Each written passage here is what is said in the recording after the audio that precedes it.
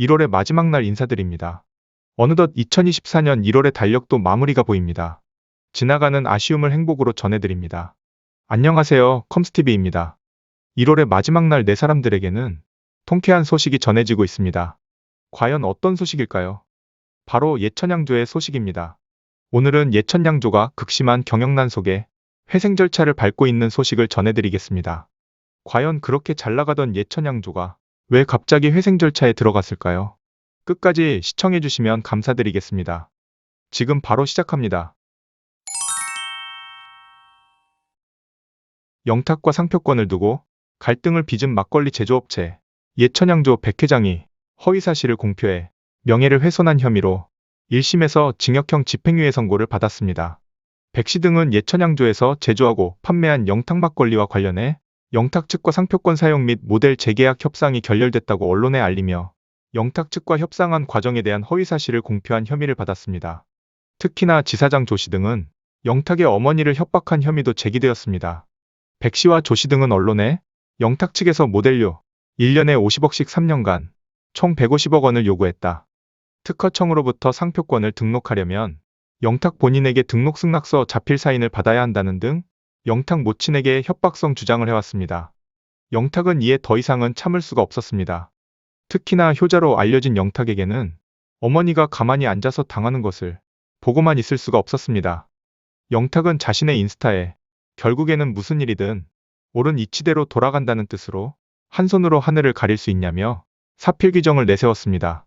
하늘도 이를 아는지 결국은 막걸리 분쟁에서 영탁 손을 들어주며 백씨와 조씨에게 정보통신망 이용 촉진 및 정보보호 등에 관한 법률 위반, 즉 명예훼손 혐의로 예천양조 백 대표와 조씨에게 징역 6개월에 집행유예 1년을 선고하고 사회봉사 120시간을 명령했습니다.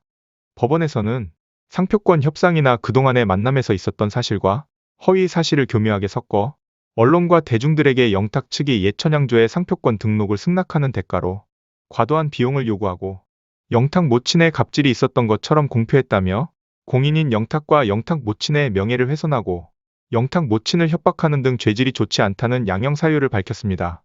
하지만 예천양조는 1심 판결에 불복하며 항소를 예고한 상태입니다. 아직 백 대표에게는 반성의 기미가 보이질 않습니다. 그렇다면 예천양조는 왜 회생 절차에 들어갔을까요? 예천양조는 한때 영탁으로 인해 영탁 막걸리가 주문이 폭주하며 모든 임직원이 밤낮으로 술을 빚으며 제품을 제때에 보내지 못하는 등 폭주한 고객들에게 사과문까지 올려가며 매출이 급상승하였습니다. 하지만 2021년 영탁 측과 법정 다툼을 계기로 경영난에 시달리게 됩니다.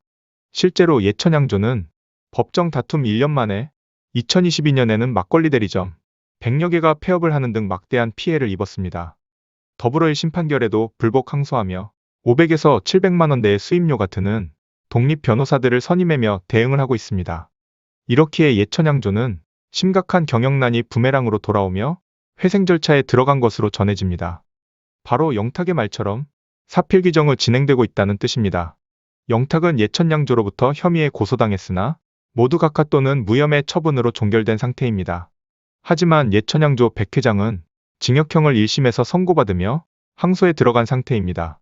재판부에서는 영탁 측이 연간 50억 원 등 과도한 광고 모델료를 요구해 협상이 결렬됐다는 주장은 허위라고 판단을 했습니다.